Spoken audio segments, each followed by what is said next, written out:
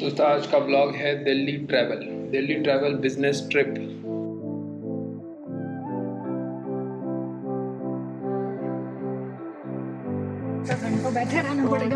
आ जाओ darling, late हो जाता है कभी कभी जिंदगी में।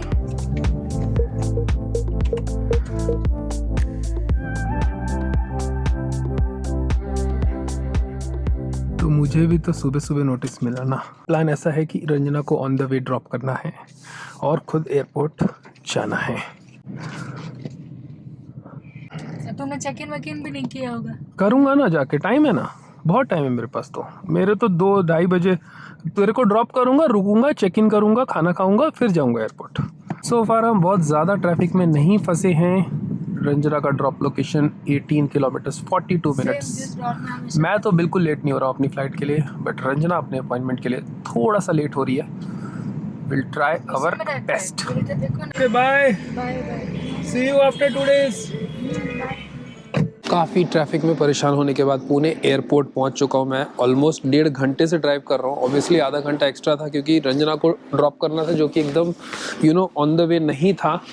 काफ़ी अच्छा खासा डिटोर था। एनीवे, पुणे एयरपोर्ट का पार्किंग बहुत ज़्यादा इम्प्रूव कर दिया इन्होंने। बना दिया ये कुछ एरो मॉल। तो एरो मॉल बना दिया तो पार्किंग का कोई टेंशन नहीं है, क्योंकि last time I remember open में मिट्टी वाले एरिया में रंजना की गाड़ी पार्क की थी। मुझे पता था इतनी अच्छी पार्किंग है, तो इसलिए मैं अपनी गाड़ी ले आया। अभी 2 दिन गाड़ी यहीं रहेगी। क्योंकि हमको लेट हो रहा था तो थोड़ा बहुत खाना मैंने खाया, थोड़ा बहुत पैक करके दिया रंजना ने। So sweet of her.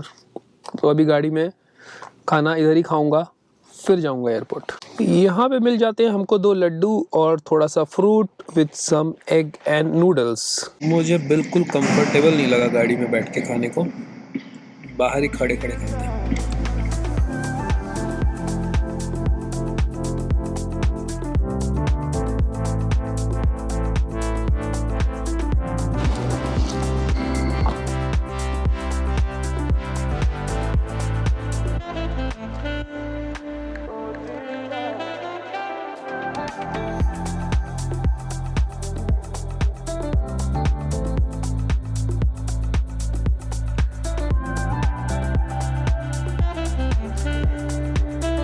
मेरी फ़्लाइट एकदम टाइम पे लैंड कर गई। लैंड करते ही पहली चीज़ मैंने जो नोटिस करी कि पुणे में इतना जो ठंडी और इतना अच्छा वेदर था, यहाँ एकदम ड्राई है दिल्ली एयरपोर्ट पे। अभी ड्राइवर साहब ने बताया कि नोएडा में थोड़ी बारिश, नोएडा में बारिश नहीं हो रही है, लेकिन जहाँ पे हमारी क्लासेस है गुरुग्राम, वहाँ पे थोड़ी बारिश हो रही है। मेरे पास आज ऑप्शन था 2 जगह जाने का, या तो गुरुग्राम में जहाँ पे कि शोभित ने मेरे लिए रूम रेडी करके रखा था, और दूसरा अपने पार्टनर के घर पे।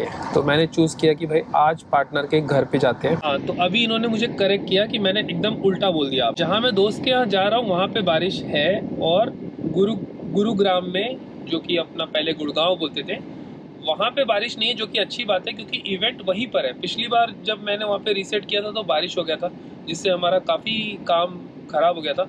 तो इस बार अच्छी बात है कि वहाँ पे बारिश नहीं है जहाँ पे हमको काम है।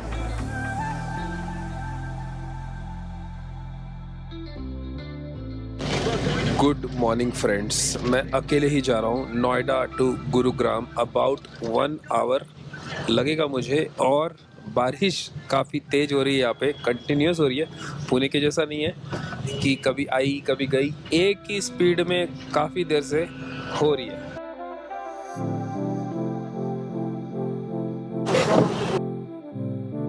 मैं देख रहा हूँ इसका वॉल्यूम का बटन, वॉल्यूम का बटन। हाँ, मेरे पास नहीं है, आपके पास ही है। हाँ, डिजिटल, ठीक है, अपने आप ही मैं कर लूँगा ना फिर। अब एक सूट के साथ दूसरे सूट वाले मेरे हैंडसम ड्राइवर, देख रहे हो मेरे ड्राइवर भी एक से एक होते हैं।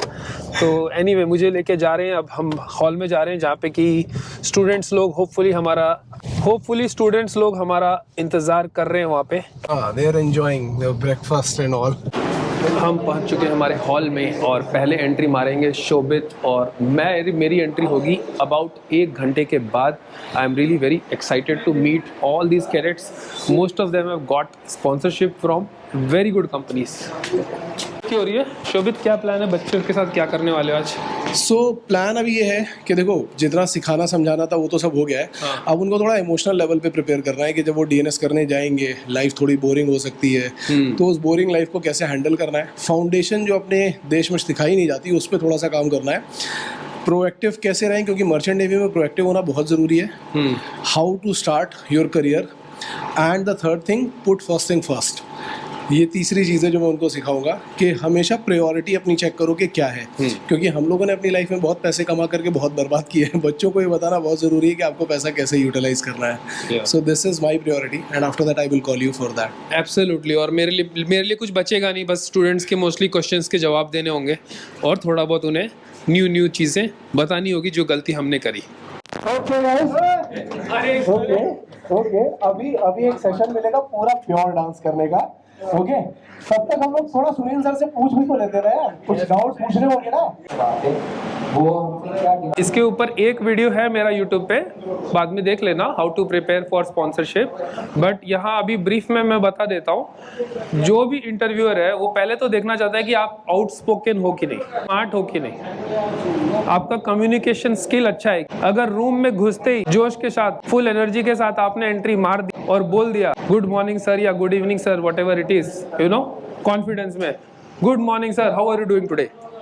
अब मान लो मैं आपका इंटरव्यू लेने आया हूँ और आप मुझे पूछ रहे हो how are you doing today, तो मैं समझ रहा हूँ ना कि इस कैंडिडेट में दम है। हाँ, और वही आप डरते डरते धीरे धीरे दरवाजा खोल रहे हो। हाँ, तो आप खुद बताओ किस कैंडिडेट को सेलेक्ट करना चाहिए। तो कॉन्फिडेंस दिखाओ, है तो अच्छी बात है, नहीं है तो फेक करो। नॉलेज 19-20 सब चल जाएगा यार, वो तो सिखाएंगे। कैडेट का काम ही है सीखना और हमारा काम है कैडेट को ट्रेन करना। लेकिन जो कॉन्फिडेंस है बंदे में, प्रैक्टिकल एबिलिटी है प्रॉब्लम को सॉल्व करने की, ये सारी चीज़ें हम शिप में चाहते हैं। हमें नहीं चाहिए 95% वाला इंटेलिजेंट बंदा जो सारे न्यूमेरिकल्स और मैथ्स और ये सब चीज़ें फटाफट सॉल्व कर दे। हमें चाहिए कि पोर्ट में 4 बंदे आए तो कॉन्फिडेंटली मेरा कैडेट बात करे। कम्युनिकेशन स्किल चाहिए हमें। देखो, जो ग्रोथ है ना, ग्रोथ एक इंसान की नीड होती है, वो एक ज़रूरत है, वो मेरी चॉइस नहीं है। मैं नहीं बोल सकता, अगर कोई इंसान बोलता है ना कि मैं ग्रो नहीं करना चाहता, मैं हैप्पी हूँ, वो झूठ बोल रहा है। ये एक बेसिक नीड है इंसान की, ग्रो करना। तो अभी भी इस रैंक पे आने के बाद भी जो कुछ भी मैंने अचीव किया है, अभी भी I want to grow. I am still looking for better terms of employment, better salary. अगर मैं दरिया में हूँ ही, उतने महीने मुझे काम ही करना, तो क्यों ना मैं ज़्यादा पैसे कमाऊँ, क्यों ना मैं ऐसी कंपनी में सेलिंग करूँ जहाँ की फैसिलिटीज़ अच्छी है, जहाँ पे मुझे जूनियर ऑफिसर्स अच्छे रिलायबल मिलेंगे। जब मैं अच्छी से अच्छी कंपनी में जाता हूँ एज अ मास्टर, तो मुझे उस कंपनी में चीफ ऑफिसर भी बहुत अच्छा मिलता है, सेकंड ऑफिसर भी अच्छा मिलता है, थर्ड ऑफिसर भी अच्छा मिलता है। जब मैं खराब कंपनी में प्रमोशन के लिए जाता हूँ तो वहाँ पे मेरे को हेडेक ज़्यादा होता है, मुझे बाकी लोग को भी देखना पड़ता है। मार्केट में 3 से 4 शिप नॉर्मल हो गया है, third mate to second mate. जब आप उस ब्रिज पे पहुँचोगे तब आप डिसीजन लेना, और ये सब गाइडलाइंस को ध्यान में रखना। हाँ, cross the bridge when you reach it. यार, हेल्थ इश्यूज किसी भी टाइप के शिप पे नहीं होते, एज लॉन्ग एज आप एक अच्छी कंपनी में काम कर रहे हो, उनके प्रोसीजर्स अच्छे होते हैं। अभी देखो, प्रोसीजर फॉलो करना ना कॉस्ट मनी। अगर मैं चाहता हूँ कि मेरे क्रू का हेल्थ पे कोई फर्क ना पड़े और मुझे कार्गो ग्रेड चेंज करना है, तो मैं जो टैंक क्लीनिंग करता हूँ उसमें ज़्यादा पानी लगता है, ज़्यादा केमिकल लगता है, ज़्यादा टाइम लगता है, ज़्यादा डीजल ऑयल जलता है, ज़्यादा पैसा खर्च होता है। तो जो घटिया कंपनी है वो शॉर्टकट मारती है। जब वो शॉर्टकट मारती है, ये कट कॉर्नर्स करती है, गलत जगह पैसे बचाती है, तब आपको हेल्थ इश्यूज होते हैं। जब गैस फ्री प्रॉपर टैंक नहीं होगा और आप उसमें जाके काम करोगे, सफाई करोगे, तो आपको हेल्थ इश्यूज आएगा। लेकिन अच्छी कंपनी आपको टैंक में घुसने ही नहीं देगी जब तक प्रॉपरली गैस फ्री नहीं हुआ है। तो आइडिया ये कि एक अच्छी कंपनी से स्पॉन्सरशिप लेनी है। और आइसोलेटेड तो आप रहते ही हो मर्चेंट नेवी में, क्योंकि जहाज पे 20 लोग होते हैं और उसमें भी सब लोग काम में बिजी रहते हैं, सबके वर्क टाइमिंग्स डिफरेंट होते हैं। अगर 20 भी हैं तो ऐसा नहीं है कि सब 8 बजे काम को आए 5 बजे चलेगा, ऐसा तो होता नहीं है, शिफ्ट में काम होता है। ये आपको मान के चलना पड़ेगा कि मर्चेंट नेवी में आपको लोनलीनेस का सामना करना ही पड़ेगा, आपको हमेशा नहीं मिलेगी लव्ड वन। बट एक अच्छी बात यह है कि अभी जहाज़ों पे इंटरनेट बहुत अच्छा आ रहा है।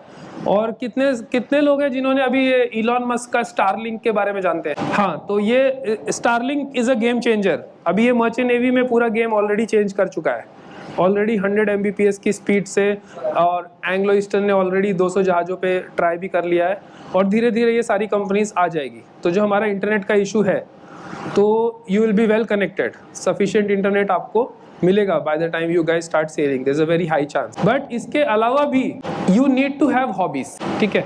खाली रोज काम करोगे, सो जाओगे, अपने फैमिली से दूर हो, अपनी गर्लफ्रेंड से दूर हो, मम्मी से दूर हो, परेशान होगे, लोनलीनेस, डिप्रेशन, ये सब एकदम रियल चीज़ है। बट आपके पास डेली बेसिस पे जहाज पे ऐसी एक हैबिट होनी चाहिए जिसके लिए कि आप एवरीडे लुक फॉरवर्ड करते हैं, यू नो, एवरीडे आप सोचते हैं कि हाँ चलो काम के बाद मैं आधा घंटा वर्कआउट करूंगा, वो मैं एंजॉय करूंगा। ये आपको आपका स्ट्रेस बस्टर है, you know. It could be reading books, it could be taking photographs, it could be making a drawing, it could be anything. वो मैं नहीं बता सकता वो क्या हो सकता है, लेकिन आपको चाहिए। इनिशियली डेज में कोई जहाज में ऐसा शेड्यूल होगा कि आपको सांस लेने की फुर्सत नहीं होगी, वहां पे आप यही सोचोगे कि बस सोने को मिल जाए, वही काफी है। बट ये लोनलीनेस और ये सब चीजें कब आती है पता है? जब जहाज में आप बहुत ज्यादा फ्री होते हो, जब काम नहीं होता। जब काम में आप बिजी रहते हो तो ये इतना लोनलीनेस का बीवी को, बच्चों को, गर्लफ्रेंड को मिस करने का टाइम ही नहीं है। आप काम कर रहे हो, सो रहे हो। लेकिन एक स्टेज आपका करियर का आएगा, not in cadetship but third mate, second mate, कभी लंबा सेलिंग मिल जाएगा, then you will start feeling lonely. Many times आप जहाज पे ओवर साइड देखते पानी में, आप देखिए कभी पानी में, आप देखिए कभी जहाज पे खड़े होकर किनारे में 5 मिनट देखिए, आपको ऐसा लगेगा कि जंप कर जाता हूँ। हाँ, दरिया बुलाता है आपको अपनी तरफ। तो बहुत इजी है, अगर आप थोड़े से भी सैड हो या डिप्रेशन में हो, डिस्कस करो। आपका शिप पे कोई सारे तो खराब लोग नहीं हो सकते, कोई ना कोई अच्छा होगा। अगर आपके दिमाग में कुछ भी चल रहा है कि किसी भी रीजन से आपको छोटा सा भी स्ट्रेस है, तो डिस्कस करो। आज सुबह ही शोभित के साथ मेरी बात हो रही थी, वेंट आउट, एटलीस्ट किसी के सामने बोलने से ही स्ट्रेस कम हो जाता है। तो हेजिटेट मत करो। इसीलिए this is one of the reason मैंने स्टार्टिंग में बोला कि we look forward to a candidate who has good communication skill. See, they all know you are a brand new cadet with very less experience. We all know that. All we want from you guys to take interest in learning. Like my last ship, my cadet never asked me any doubt. So I automatically know he is not learning anything. Okay. Then, not only that, before making that conclusion, I checked with my third officer and second officer that does this cadet ask you any doubt? Because I thought maybe he is hesitant to me because I am a captain. Maybe he is learning from third officer and second officer. Then they said, no sir. He never comes up on the bridge on his own. He never asks any doubt. So he is not learning. So a good cadet, what he will do? He will do exactly opposite of that. Even in his free time, a good cadet will come up on the bridge. Even if chief officer hasn't given him some task, he will still discuss with second officer, third officer.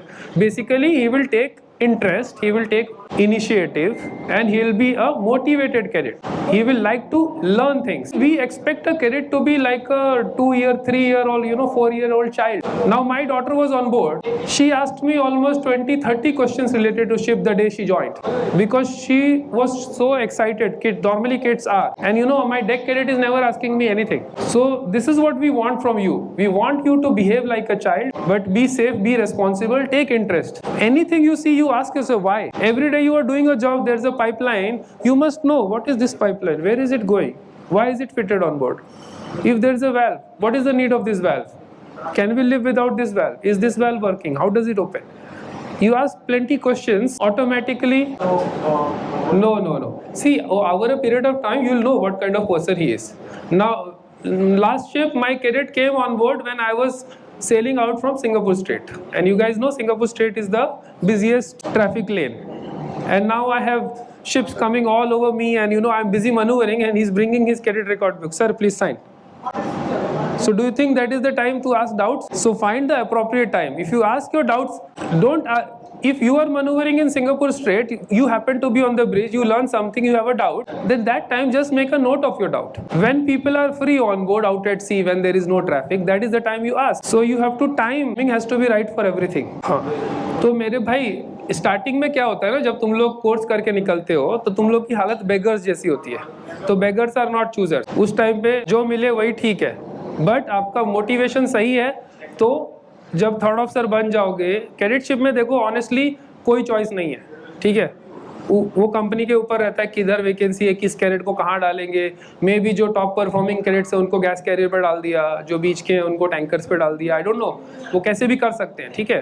But आप क्या initiative कर सकते हो, जब आप third officer बन जाओ, जब आप छुट्टी पर रहो, जब आपके दूसरे थर्ड ऑफिसर्स लड़कियों के साथ घूम रहे हैं, वेकेशन मना रहे हैं, उस टाइम पे आप जाके गैस टैंकर का कोर्स कर लो खुद के पैसे से. हाँ, आपको इतना इंटरेस्ट है तो.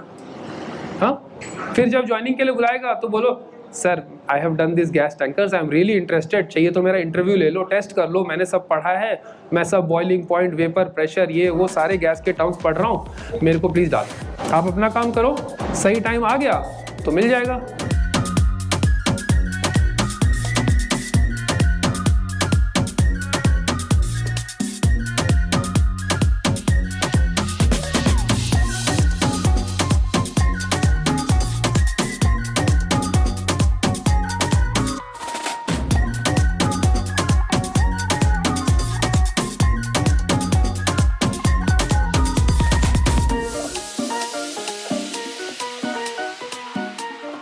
आज का दिन बहुत ही मज़ेदार रहा, यंग लोगों के साथ हमने काफ़ी टाइम स्पेंड किया, कैडेट्स के साथ, और बहुत एंजॉय किया। और शोभी बहुत ज़्यादा खुश लग रहे हैं इस मीटिंग में मुझे। एक तो इनके घर में प्यारा सा बेबी बॉय है, तो वो एक मेन रीज़न है इनकी खुशी का, मुझे पता है। और क्लासेस में भी काफ़ी अच्छा हो रहा है, अभी बहुत अच्छी प्रोग्रेस हम लोग ने मैनेज कर पाए हैं। लास्ट ईयर काफ़ी हैपनिंग रहा है मेरी लाइफ में। बेबी बॉय था, तो हालांकि मैं क्लासेस पे तो उतना ज़्यादा ग्रोथ पे काम नहीं कर पाया, बट हाँ हमने एक चीज़ रिस्ट्रिक्शन ज़रूर किया था कि हम सभी बच्चों का एडमिशन नहीं ले रहे थे, हम केवल उन बच्चों को ही देख रहे थे जिनको हम ग्रो करा सकते थे। कुछ पॉजिटिव नेगेटिव भी रहा है, लेकिन रिज़ल्ट हमने इसीलिए काफ़ी अच्छा प्रोड्यूस किया इस बार का। हालांकि बच्चे कम थे, लास्ट टू लास्ट ईयर 150 थे, इस बार 140 स्टूडेंट थे, बट IMUCT का रिज़ल्ट पे हमने काफ़ी काम किया, काफ़ी मेहनत करी। सो 90% का रिज़ल्ट रहा है, 127 स्टूडेंट्स को IMUCT में सिलेक्शन मिला है, और स्पॉन्सरशिप का भी काफ़ी अच्छा रहा। अभी तक जो नोन रिजल्ट्स हैं उसमें 80 स्टूडेंट्स को स्पॉन्सरशिप मिल चुका है, और काफ़ी सारे लोग TMI सेट में BSc करने के लिए भी जा रहे हैं और अलग अलग जगह पे भी जा रहे हैं, लेकिन 80 स्टूडेंट्स वो हैं जिनको अच्छी कंपनीज में, like Anglo eastern, great eastern, और वॉल्यूम शिपिंग है, या BSM है, या फिर आपका सिनर्जी है फ्लीट मैनेजमेंट में, इन ऐसी कंपनीज में उनको स्पॉन्सरशिप मिली है। तो that is one of the best thing I have ever seen, और मुझे ये बताते हुए बहुत अच्छा लगता है। मैं ये नहीं बोलता हूँ कि मेरा इतना रिजल्ट आया, मैं बोलता हूँ इतना परसेंट आया है, क्योंकि 80 आउट ऑफ 140 अगर आप देखोगे तो that is a very good percent. Generally लोग ये बोलते हैं मेरा 150 का बच्चों का सिलेक्शन हुआ है, कितने में से हुआ है कोई नहीं बताता। तो मुझे इस बात की बड़ी खुशी होती है कि मेरे पास जितने आए उनमें से मैक्सिमम को मैंने निकाल दिया है। और अभी ये सारे रिजल्ट नोन नहीं है, कुछ बच्चों ने अभी तक बताया नहीं है, तो we are working on them also, we are calling. कई बार बच्चे ऐसे डिप्रेशन में भी होते हैं ना कि जिनको लास्ट तक स्पॉन्सरशिप नहीं मिल पा रही है, एंड दे आर वर्किंग, जब मिलेगी तब बताते हैं, तो ऐसा भी होता है, बट काफ़ी बच्चों को मिल गई है। So I am very happy for that. This time I am working on that also कि नंबर ऑफ एडमिशन भी हम बढ़ाएंगे, अपना स्टाफ भी हम एक्सपैंड कर रहे हैं, अनअकैडमी भी काफ़ी हेल्प कर रहा है फिलहाल तो। And Shobhit is happy, I am also very happy, and ये है फुल पैकेज हमारे क्लासेस का। मतलब आपकी पर्सनैलिटी भी इम्प्रूव होती है और ईमानदारी से काम होता है यहाँ पे। बाकी ज्वाइन करना नहीं करना वो सब आपकी मर्जी है, इन्फॉर्मेशन है, एजेंट के पास मत जाओ, गलत रास्ते मत लो, सही रास्ते से ज्वाइन करो। अपना प्रीशियस टाइम, अपने फादर का, मदर का पैसा वेस्ट बिल्कुल मत करो।